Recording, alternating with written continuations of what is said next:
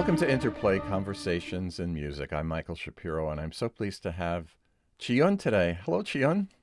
Hi, how are you? I'm great. You know, Chee-Yun, this pandemic has silenced, except in recordings, live performance by great violinists like yourself. How are you getting through all of this? What are you doing? Well, actually in the beginning when it all like happened, I was like in a way I thought, oh, well, maybe I will get a little bit of a break. I've been wanting to do this. I've been wanting to maybe take my summer off or, maybe like a couple months off or something. I was like, wow, now I have to take my time off. So, but I think that only lasts me maybe a month, and then I start to really worry. Yeah, Worry set in. I was like, how long is this gonna last? Am I gonna have any kind of income coming in from my performances, or are we gonna actually go back to normal concert hall stages? And then that sort of frustration lasted a little bit, and then I thought, you know what? I'm gonna use my time to really reflect and maybe review the pieces that I never thought that I had enough time to do so. So then I started just going through some of my repertoire, old repertoire, and some of the new music and so forth. So trying to stay productive, and now with the great news happening around the country with the vaccine coming up and stuff like that, I'm trying to stay optimistic. And but I mean, I gotta be honest, it's hard to motivate yourself when you don't have an actual performance coming up, in the near future. So my nearest the next concert I'll be performing will be in February. So it's mid-Feb or the first week of February, and I was supposed to perform with the Pasadena Symphony, but of course it's gonna be now, more of a chamber music setting and playing Tchaikovsky with a piano, and instead of two concerts, it's gonna be one, and so there are a lot of changes happening, but at the same time, who knows? I mean, we things are don't know. changing last minute rapidly, so. We don't know. You know, on Interplay, I've spoken to a lot of people, conductors, instrumentalists, um, people active in the production of music, like opera directors or broadcasters. And everyone, to a person, told me that for the first month or two, they were in a state of lethargy. They didn't practice, they didn't go near the instrument. They just were so incredibly low because don't you think as a performer, there's a certain kind of I have to get up, I have to do thing that goes on? How do you prepare for a concert? What do you do? I mean, it's almost like you don't even think about it. That's your life, and I've been performing since I was, a teenager, and it's like I always have something to do. I always have some where to go, like this weekend or like concerts coming up, and I have my suitcases ready, several suitcases for like international travel or like in the States travel and so forth. So yeah, I mean, it's like it's part of you, and all of a sudden that completely kind of stops. Everything just grand pause for a while. So it's really kind of daunting, and I completely understand that feeling. Um, so like, but I try to still try to do the same thing because if you just kind of like let go of your playing or something. I mean, as a violinist, I think especially and for me personally, if I don't play for like a week or 2 weeks, and especially at my age now, I go out of shape really quick, quicker. So and that kind of fear, it's like almost like the like anticipating a concert coming up and you don't want to mess up kind of fear. It's similar. So I'm feeling Hmm. like, when the concerts are back, when I have a lot of things to prepare, if I'm out of shape, I'm going to be out of time again. And I never want to feel that anxiety. So I try to keep, positive mind, but at the same time, I need to keep up with this, being in shape with my fingers and my repertoire. Otherwise, you lose it. Once you lose it, it's hard to get it back, I think. Jimmy Galway just told me that recently, by the way. Same thing. Oh, really? Yeah.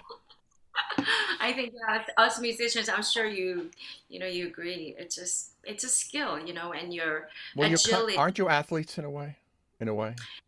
Well, absolutely. Yeah. I mean, like for example, when I'm learning, I remember this when I was learning Pandoretsky Violin Concerto Number Two for the first time, and this was like 20 years ago, and it was daunting piece. And then Mr. Pandoretsky had asked me to come and open his festival, like, and but I only had like a month to learn it, and so it was daunting. And when I first looked at the piece, I mean, first of all, it's a 45-minute concerto, and it's a number two concerto. So, and barely any break. And there were a lot of technical stuff that I was like, wow, it's going to take more than a month to do it. Mm. So I had actually asked, like completely just put a pause in my life in a way. And then I would just get up and then just, start practicing. And if I get tired, I'll take a break and eat something, and then I'll like almost stayed indoors. At the time, I was living in New York City, so I could like order the food in. I did barely. Some days I didn't even go outside. Oh boy. So it's that's a life of a musician No, sometimes. I know when I conducted I remember doing the Mozart clarinet concerto with the clarinets in my orchestra at the time. And he literally went on special vitamins for about 6 months. Now, I remember hearing Isaac Stern play a Penderecki violin concerto, and I'm trying to think if it was one or two. Was Probably number one. it Yes. was one, right? So is this a more recent piece that he wrote before he passed? This is the piece that he was commissioned to write for Anne-Sophie Mutter. Ah, oh And this was yes. probably commissioned in the 90s, mid Okay. 90s. And it was later in the 90s that, once her right to the piece had expired, and then he said, now everybody could perform. Mm-hmm. And when I was at Juilliard, and we were required to play in. At the time, it was called Focus Ensemble, and it was all new music, modern music. And I remember learning this one piece called Threnodies, and I know it. Threnodies, and it was all symbols, and you had to learn your part. And it was like you couldn't really rely on your stand partner and kind of airboat the passages. You actually had like different part than your stand partner.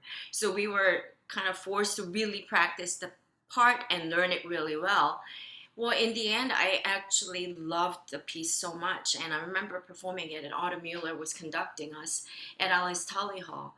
And then at the chord, like, at the last note of that piece, I just like felt this like shiver going through my body, and I thought, my God, I need to meet this composer.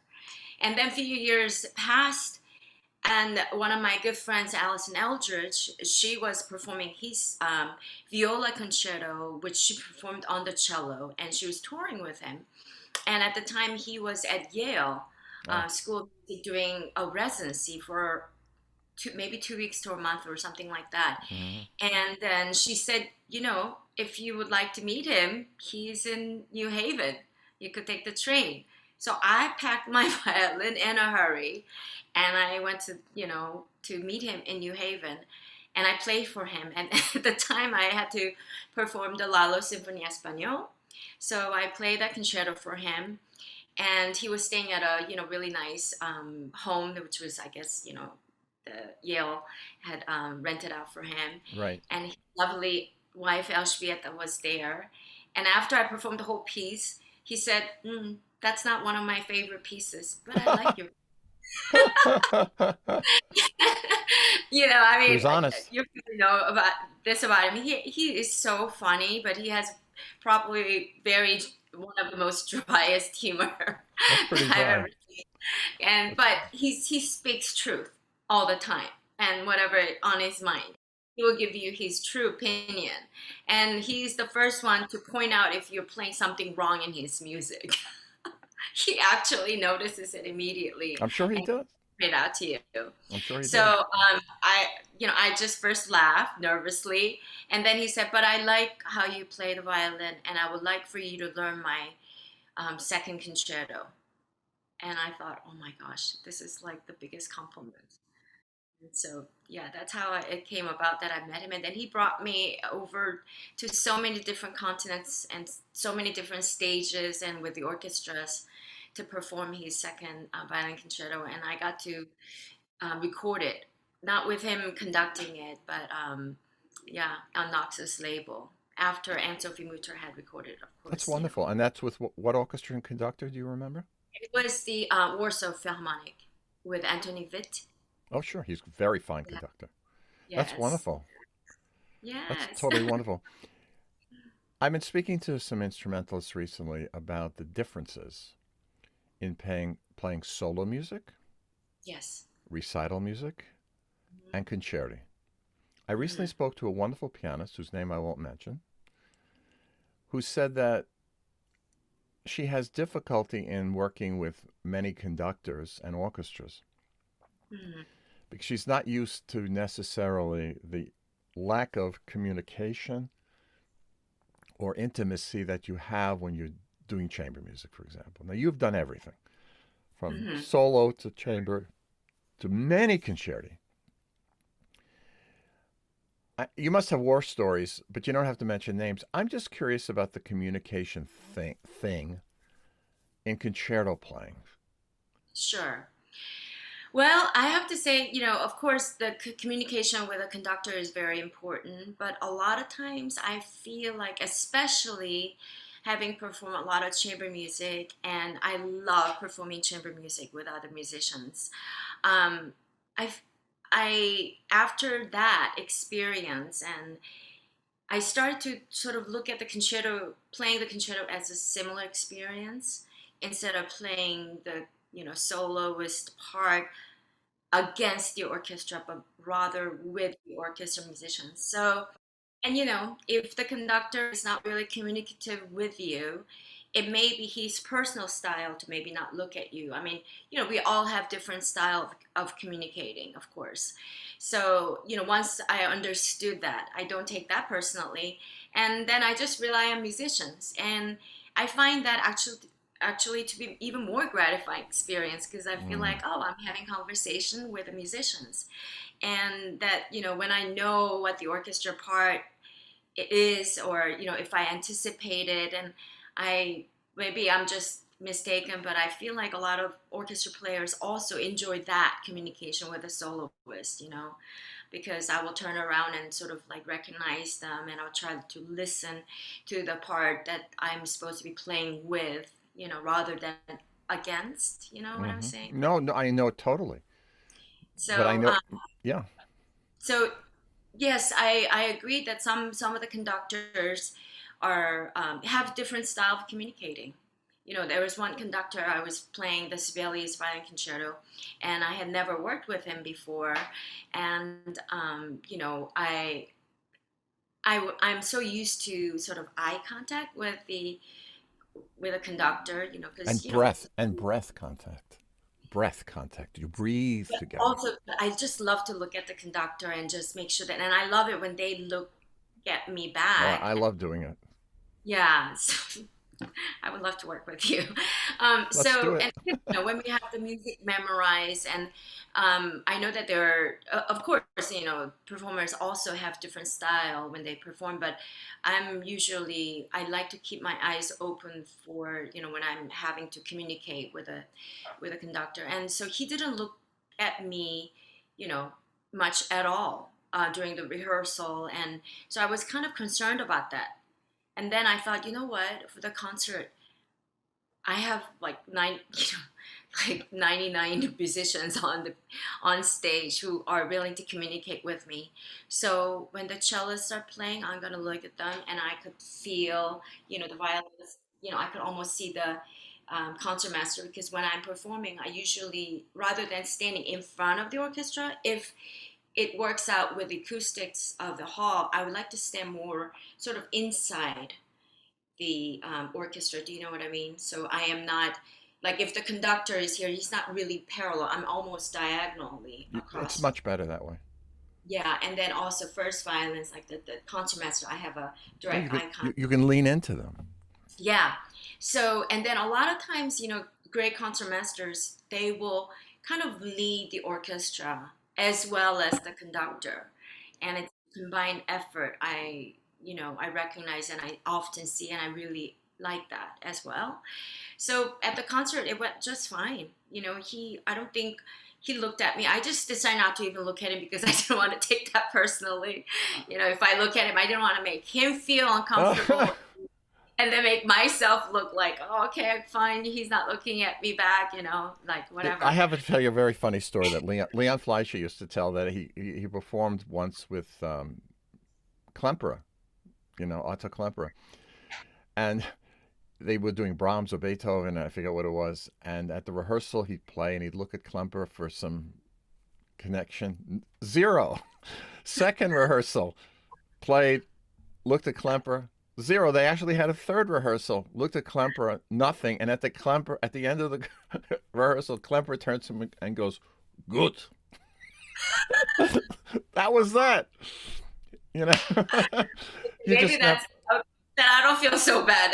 Don't feel so bad. That experience. I'd like to talk to you about concerto because I'm very familiar. One of the earliest things that I did as a young musician when I was in my, I don't know, 8, 9, 10 years old, was my Uncle Charlie was a dentist. But when he had polio as a little boy, he studied violin. He turned out to be a very good violinist. So what he used to do when he'd come over to us, to my house, was he would bring a concerto book and we'd go through all the great concerti, Beethoven, Mendelssohn, Brahms. We even did Lalo, Wow. Tchaikovsky. We did all Yeah. of those that were in his book, that he had gotten in the 1920s or whenever when he was a kid. Of the concerti, the famous, the war horses, are there any that you'd rather never do again?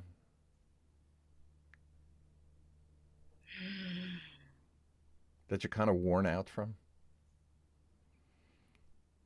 If not, I really appreciate it when I get to repeat the concertos. I don't know if I'm the only one who's maybe I haven't repeated enough. oh, you've played But lots. people ask me, "Aren't you sick and tired of playing the Mendelssohn?" I'm like, no. Every time I No. play it, I'm amazed how can a human being write this It's an beautiful melody. infinite, that to me is, many people Yeah. believe that that is the best written for the instrument, the Mendelssohn Concerto. Do you agree with that? Yes.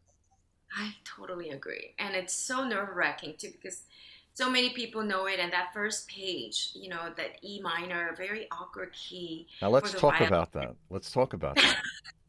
No, because this is a very major thing for me. What do you think the speed is? Of the Mendelssohn Violin Concerto, even the First very beginning. movement. Yeah. Well, I personally prefer. I played in, different tempi settings. When I was young, I will probably rely more on, you know, established conductors, what their opinion is, and I will try to learn from that. And I'm still young. I feel like I'm still learning, You're younger but than I am. I personally, I personally prefer not to be too slow.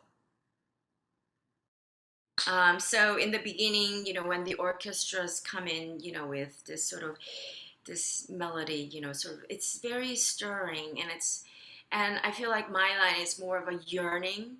I want my line to seem like it's not hurried, but I don't want it to be so slow tempo that I sound too sentimental or too sad. It is definitely yearning, beautiful melody, but still kind of, allegro molto appassionato. Appassionato. Yeah, with passion. And for me, passion is a little bit more urgency. And that is definitely in the orchestra part, in the eighth note, moving eighth notes. And mine should be very, sort of singing linear line above that. But I would like it to be not too slow so that I could still yearn and have that feeling of urgency. I That sometimes think some that's violinists me. bear down too much on it. As far as in the 16th note sections, where they're trying to show great virtuosity and pushing and pushing, where it almost goes to being too Lisztian, where they're Too frantic, maybe. exactly, and Yes. Well, it's interesting because my teacher, great legendary Dorothy DeLay, yeah. she had told me, when I was learning the Tchaikovsky concerto, Hmm. she would say, once we learned the piece pretty well, and she would say, why don't you go to the library? At the time, we didn't have YouTube or anything like that. Go to the library, listen to 5 different recordings, 5 different artists you choose, and then compare, and then come back to me with your thoughts on them. So then I will do that, with the first movement, second movement, and then with the third movement, she had said, and then I had mentioned to her at the time, I said, I thought that I used to think that Mr. Perlman's recording of that concerto was so fast. But actually, it's not metronomically so fast, but it sounds so brilliant. And she goes, that's a trick. She said, when you play things too fast, you actually lose the brilliance and clarity. Hmm. So when you bring the tempo a little bit back, you get to actually hear every note a lot more clearly. You could play them better too, Yeah. and you end up sounding more brilliant. Hmm. So, and It's that quite was true. like, okay, well, that I gotta remember that because, and also when we are on stage, with the nerves, like when we get nervous, Uh-huh. we get so excited, and our heart is beating faster. You feel like your heart be coming out of your chest, and you tend to do everything a little bit quicker because then I hear the recording, but I'm like, wow, I didn't mean to play that fast. But Chee-Yun, it's also the reverberation of the hall and the number of Absolutely. people. When you do the rehearsal, you don't have them all Yeah, sitting there. that's right. It can be so That's right. different. It is so different. So using your years, I mean, it comes with experience, I have to say, and I'm still learning that too, even till this day. And It's also, constant. It's a constant thing. We learn it yeah, all our lives. I mentioned the Mendelssohn because I've only heard the strings, the entrance in I've only heard that played really well on one recording. And it's not a conductor that I like politically, but it was Furtwängler with with oh, um, with Menuhin. He mm, gets this darkness in the mm, strings, mm, you know, yeah, a and little bit heavier. Yeah, well, it's not hmm, so much the heavy; it's also the pulse. yeah, It's you're not hearing da da da da da da da, but you're hearing so it's where I'm going is the characterization of the music it is. in the style of this Oh, romantic. yeah, I gotta listen to that recording again. Yeah, Well, it's with Menuhin right after the war. yes, It's the yeah, characterization of the music. hmm, Now, to get close to the conclusion, this has been so wonderful. It's to talk about style. So we're hmm, talking about Mendelssohn writing this piece, his last orchestral work, and which he worked very, very hard on. We understand. yes, To me, he is also a bridge. Although he is an early romantic in the way Schubert and Schumann were his contemporaries, hmm, he's also a kind of classical person. There's a bit of a stiff upper lip like the British in him, and he was friendly with Queen Victoria and Prince Albert. You know that. So, sure, and he died really before the middle period that got more industrial and more Wagnerian. Let's put it that way. hmm, So when you approach a Mendelssohn style versus a Brahms concerto, which was written at a very different time, with right, Tchaikovsky in a very different imperial Russia, sure. what are you trying to find out about the style of that piece in that composer's time? How does that affect your playing? That's a very good question because I feel like Mendelssohn, again, I agree with you completely that it should have the feeling of that classical, sort of more lightness and that elegance, Yes. not so much the juiciness of the Tchaikovsky to romanticism Hmm. or the sort of the big gestures of the Brahms violin concerto. And yes, I mean, that's why I think sometimes quicker tempo also helps me. And the strokes, like what you do with your right hand. Hmm. Even when you're, with the second theme, like how you phrase it and also how you kind of bow it. You can't be too heavy. And the dynamic is in piano. There's no strings that you're fighting against, really. And so, yeah, I mean, that lighter approach is, I say light, I would say more elegant. And Of as you said, course. it's not so much so sentimental. It's not crying.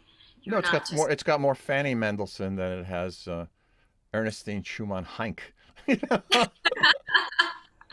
No, but you see where I'm going. If you were playing, for example, the Bear Concerto or the Britten Concerto or something like that. Pandoretsky Concerto too. You kind of really dig into places, It's and then such a there's different kind of style. But don't you feel that when you play the Mendelssohn, I know yes, you have played the Mendelssohn Trio, the great trio. yes, yeah. Even you're right about that. Also, he's trio too, piano trios, which I love, and I I love. love that trio. Dee Oh, da dee da da dum. Oh my God, it's so I mean, beautiful. and the C minor too. I mean, it's genius writing. It But is. Yeah, you have played. It informs your Mendelssohn Concerto, having done the chamber music of Mendelssohn. absolutely. Actually, Mr. Penderecki had mentioned that. He said, chamber music is very, very important. He says you get to know about a composer through his chamber music. No question about it. And Be- so, when I was learning his sextet, for example, he talked about that a lot and how chamber music is, this is what his true love was, chamber music and writing chamber music. I've written both forms. I don't know whether I love one or the other. I do know that when you write a concerto, it's a more public statement in a way Yeah, than the intimacy of a chamber performance. I was in a sure. house performance raising money years ago, and I remember they brought in a string quartet to play, and they played a Haydn string quartet, middle Oh, string quartet, in a great. house, in a house. Nice. Well, that But used to be sort of the that's the way it was atmosphere. done. That's the Yeah. way it was done. Mhm. So different music, different strokes for different folks, different music for different locations, don't you think? No, I know. That's why we never get tired of it. No, we never get tired of it. Every performance is so different. Every occasion is different. Every hall is different. Every orchestra is different. Conductor, it's like, And different so, audiences, different times of day. yeah. Chee-Yun, just to finish up, I'm just curious, now that we've been through this time of reflection and hopefully we move forward into a better situation going forward, where would you like to see our field go? What do you want to have happen? Our field, as in like our classical music Classical music in world America, world. in I don't mind. America. I perform in Europe Well, and here. Where do you people want talk it to go? a lot, like about like how we need to bring in more new people or younger audiences, reaching out to them and so forth. I think great music speaks for itself, and I've introduced classical music to some of my close friends who are not musicians. And when I talk about it, like how it makes me feel, like how I'm emotionally moved by it, but I also bring out certain parts of the music, why it makes so, and they completely agree. They just need to be. I agree that they need to be exposed to it, but doesn't have to be. You don't have to be so young to be exposed to it. I think you appreciate it in your 20s, 30s, and 40s. But how you are exposed to it the first time, I think it is important. And I mean, I try to do my part, and I know that a lot of my friends, my colleagues, classical musicians do the same thing, to introduce it in a way that how we feel about it, because you will always remember the things that you have emotional response to, Of course. and that's what we are looking for, emotional response to classical music that we've experienced, and it's incredible. The And I know connection. that once people experience it, they will come back for more. And I know, talking to a lot of like audience members, like patrons Hmm. during the pandemic, they can't wait until like go back to the concert hall. I think we're just gonna have like flood of all these people. We're gonna have even bigger audience than before, because now they're gonna really appreciate having live musicians playing, and the musicians too. Like right now, I can't wait until I go on stage in I February. I'm know. so I know. excited about it, I know. I have the and same I feeling. love the fact that I have time to review really carefully. It was like this time was really nice to have sort of like have a little break and smell the flowers on like right in front of you, and to really get to know it better. Well, So I'll probably look back to this period and say, wow, that was an incredible time in our life. And a lot of unfortunate things have happened, but at the same time, it also made us kind of grow in a positive way. And I hope and I deepen. know that I'm not the only one feeling that. So No, you're not, but I cannot wait to hear the playing of Chiyun on that wonderful violin of yours going forward. This has been a wonderful little short period of time for us to talk, and I hope our listeners enjoy your radiance and the great beauty of your playing. I cannot wait to hear you again in any form, solo, chamber, and concerti, and pushing the envelope of our violin repertoire all the way out to great things. So Thank you so much, thank you, Michael. Chee-Yun. It's so wonderful to see you and stay well. Thank you, you too. This is Michael Shapiro, this half hour with Chee-Yun, the great violinist, on Interplay Conversations in Music.